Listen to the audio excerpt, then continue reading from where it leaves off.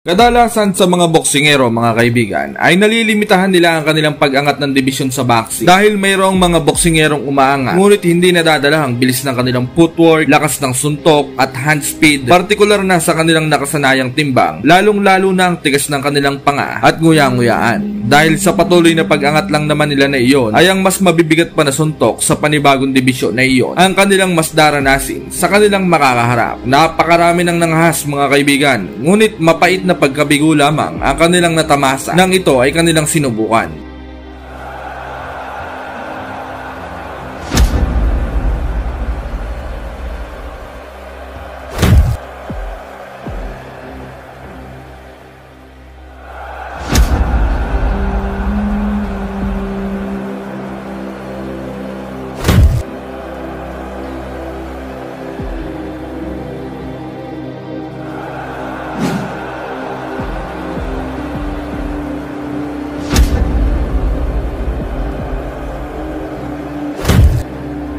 Ngunit sa paglipas ng panahon, naika nga ng matatanda ay once in a million century to na lamang nagkakaroon ng isang mandirigmang magbabago, gugulantang at uukit ng panibagong kasaysayan na malabo pa daw sa sabaw ng Lakimi at sabaw ng Kanal Mabura na maging world champion sa 8 magkakaibang timbang o dibisyon. From flyweight hanggang junior middleweight na talaga namang masasabi mong malamalig nung may pagkaengkantong mangbabarang ang tindi ng makakagawa nito na walang iba kundi ang ating nag-iisang pambansang kamao, Manny Pacquiao.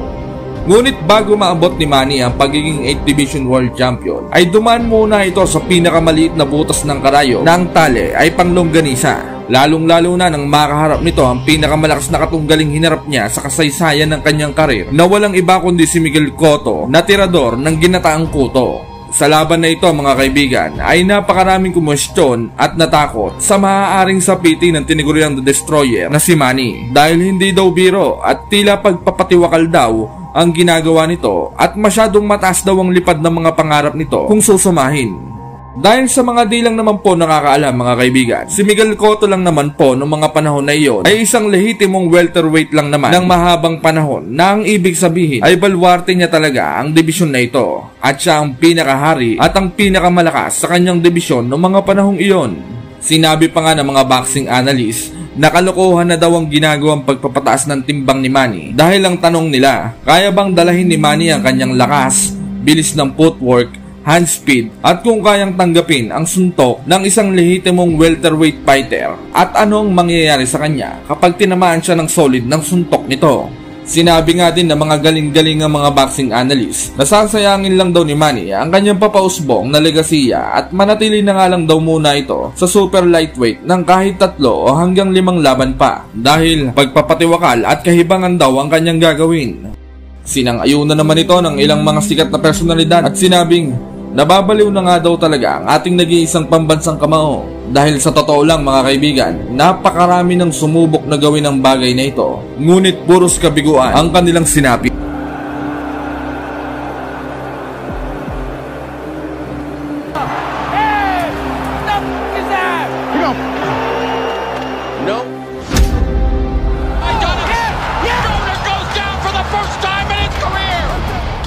It's a very entertaining fight.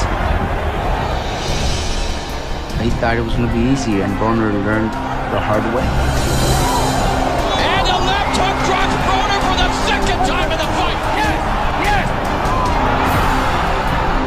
Sinimangutan naman ito ni Coach Freddy ang mga pahayag ng mga mapangmaliit na mga dayuhan mga kaibigan at sinabing kung panonoorin nyo nga ang naging laban ni Manny kontra sa the hitman ng mga Briton na si Ricky Hatton sa super lightweight ay walang kaduda-duda na sobra-sobra pa ang bilis at lakas nito sa dibisyon na iyon.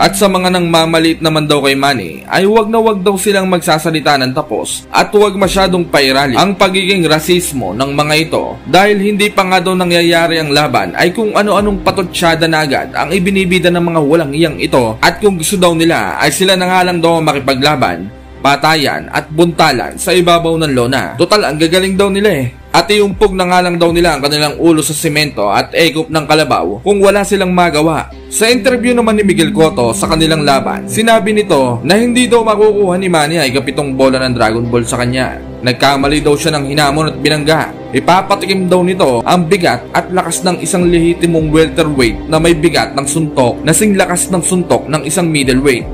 Sinagot naman ito ni Manny at sinabing, "Tignan natin." Dagdag pa nito ay ito daw ang pinaka-importanting laban niya sa buhay niya at sisiguraduhin daw niyang magiging maaksyon at umaatikabo ang kanilang laban.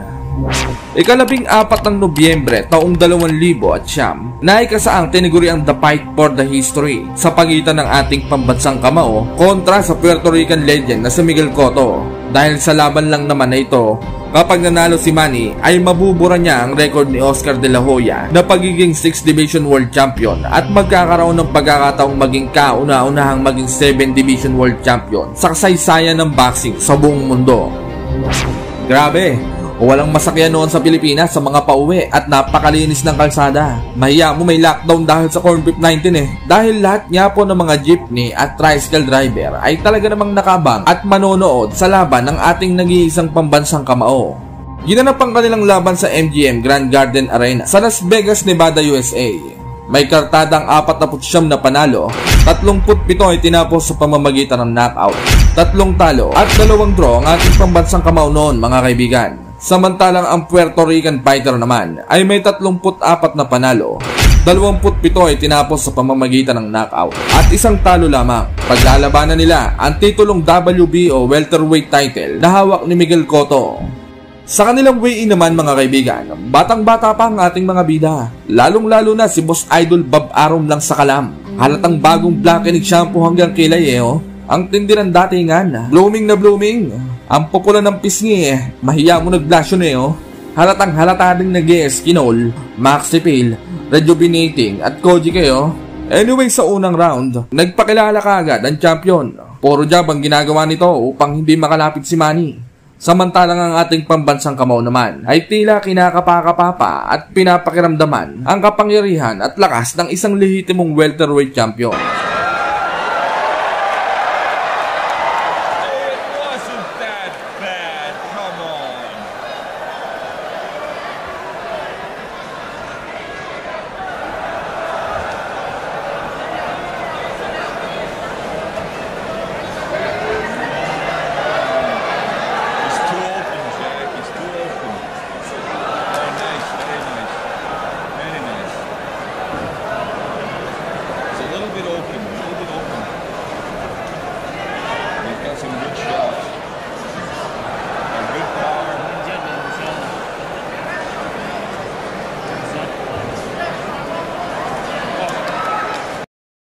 Round 2, naging agresibo na si Manny. Tila nasukat na nito na kaya niyang tanggapin ang mga atake ng isang lehitimong welterweight. Kaya nakikipagsabayan at toe-to-toe na ito. Sa round din na ito mga kaibigan, magsisimulang lumobo na ang tenga ni Manny matapos tamaan ng solid na left hook ni Cotto.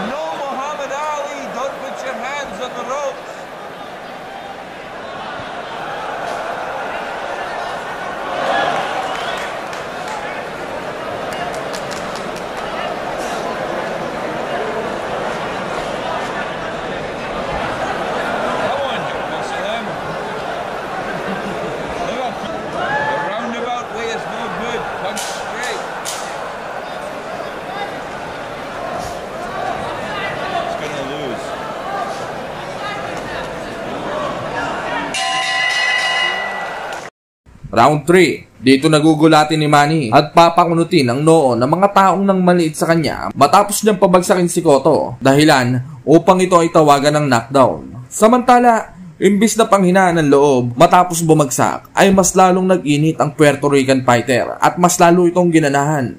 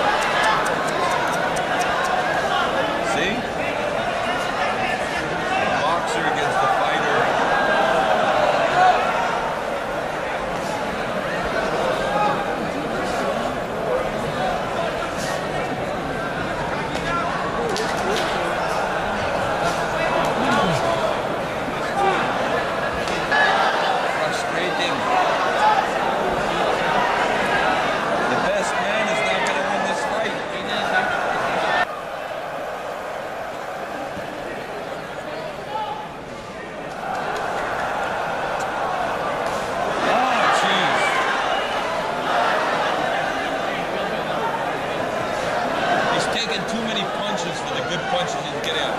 He needs a better trainer. He needs to switch trainers. I like it. He's strong and he's got a heart. He's got a heart. Come on. Round 4. Umaarangkada na si Cotto at siya naman ang mas nagiging agresibo. Samantalang si Manny naman ay nag-aantay ng pagkakataon at nagbabato ng matitinding counter.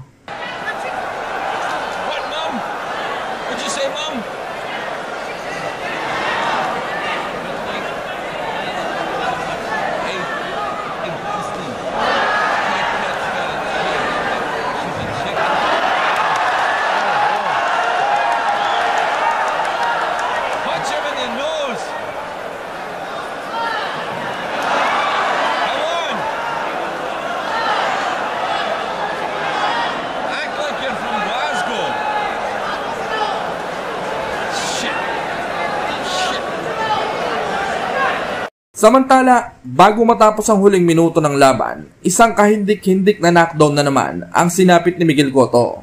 Sa pagkakataong ito mga kaibigan, ay nayanig talaga ang welterweight. Oh, he's good. He's good. Come on,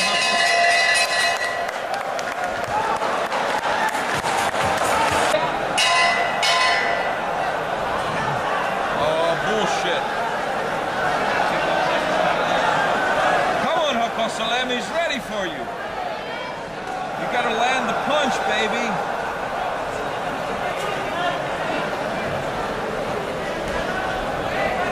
See, we got a classic boxer against a guy that can throw from any angle.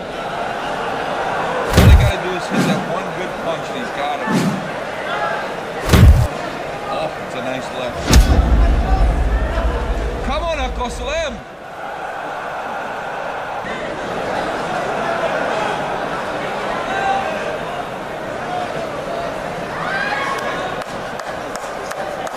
Round 5, si Cotto pa rin ang attacker sa laban at si Manny naman ay tamang counter lamang at hinihintay magkamaling muli ng galawang champion. Subalit, di gaya ng mga naunang round, ito ay mas naging maingat at hindi na nakikipagsabayan sa tuwing si Manny ay ka-counter.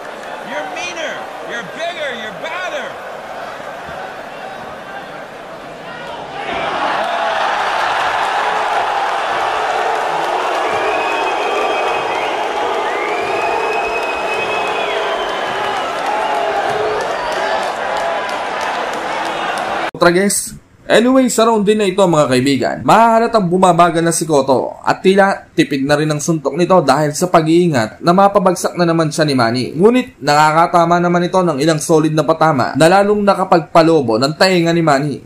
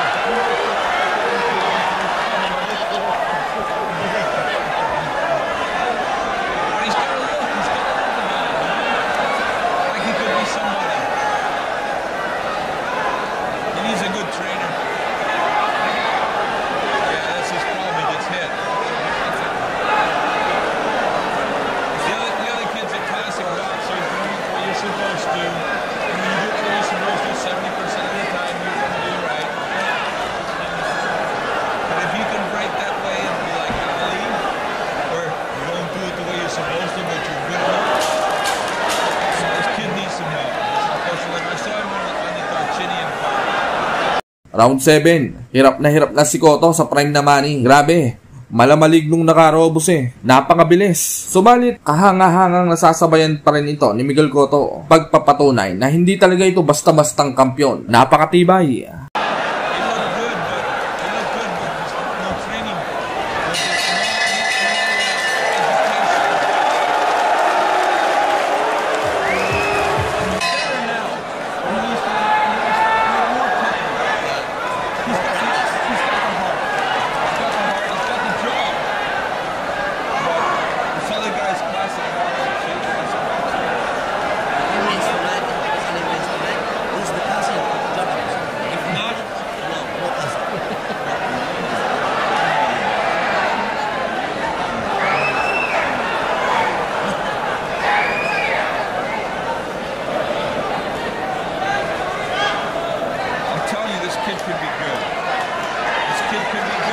Round 8, ibang klase talaga ang prime na Manny mga kaibigan. Parang di napapagod. Ganun pa rin ang lakas at bilis simula nung round 1. Ibang-iba kumpara sa mga boksingero natin ngayon. Halatang sagad sa training Samantala, tila nabaliktad na din ang pace ng laban. Si Manny na ang sumusugod ng sumusugod. At si Cotto naman ang atras ng atras at nag-aabang para makakounter.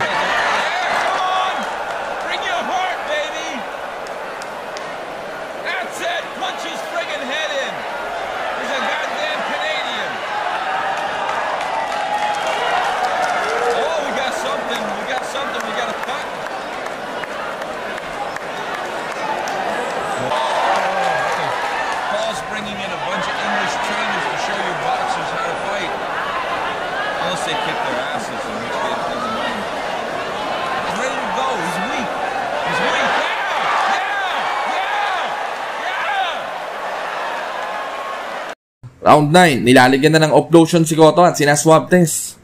Dito na rin magsisimulang lumobo ang mga bukol sa mukha ng champion dahil mas raratratay na siya ni Manny ng mga kombinasyon.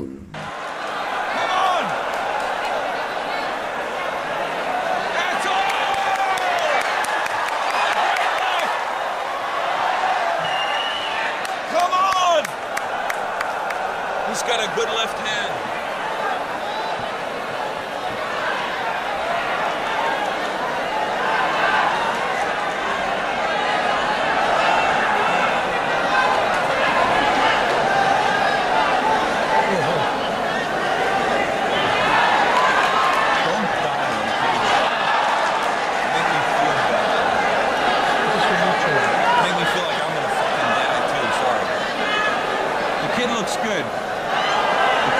I think he's wearing him down.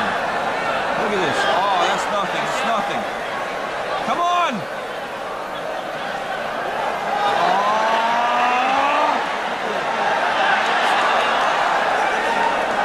Not on the ropes. Get off! Round 10, duguan ng mukha ni Cotto. Grabe, ang din kasi nasuntok ng prime na Manny Malamaso. Ngunit si Cotto, walang bakas ng takot. Talagang grabe din ang puso sa laban.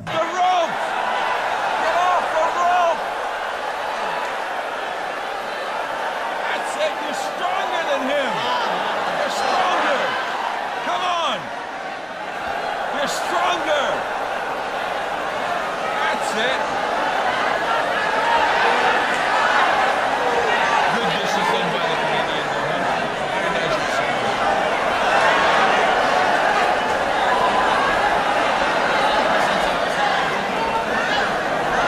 He's got some good moves, this Apostol. Good moves. But the biggest thing he's got heart. Ito napapatunayan ni Manny na ang lahat ng pangmamaliit na sinabi sa kanya ng mga ibang lahing tampalasan ay isa sa pinakamalaking pagkakamali na kanilang binitawan. Alright, here we go. You're gonna have this on the internet tonight, Chad? Tomorrow, okay.